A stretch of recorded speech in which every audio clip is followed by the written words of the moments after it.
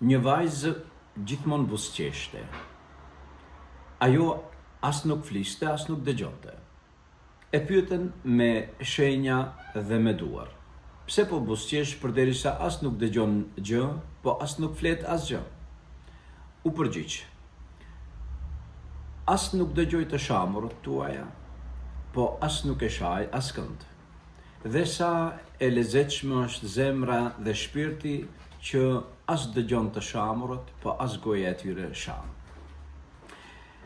Një vajzës i ra paruka në spital, dhe të gjithë e panë që ishte pa flokë. Filluan të gjithë të buzëqeshin, bile edhe të përqeshin.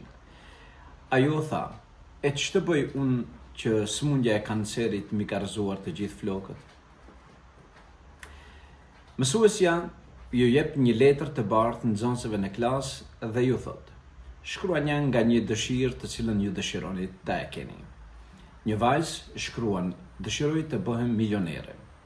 Më pas i pyet mësuesja të gjithë: pse dëshiron të jesh milionere?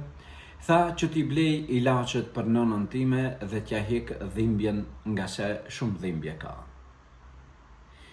Dhe së fundmi, nxënësit e shkollës dhe mësuesja dalin në obor. Rastësisht nxënësja që ishte më e varfër, po e sheh karrocën e personit që shet akullore. Prej qefit u ul dhe ra në sejdë, po i bie Zotit në tokë. U habitën, e tha: pse po biesh në sejdë? Tha se e kam pa nënën time gjithmonë kur ajo gëzohet për diçka, bie në sejdë, edhe unë e bëra të tillë. Miq të dashur, gjenja kënaqësinë e shpirtit tuaj dhe ju mungon. Miq të dashur, gjeni kënaqësinë e shpirtit tuaj dhe ju mjafton për gjithçka ka në botë. Një ditë të mbarë.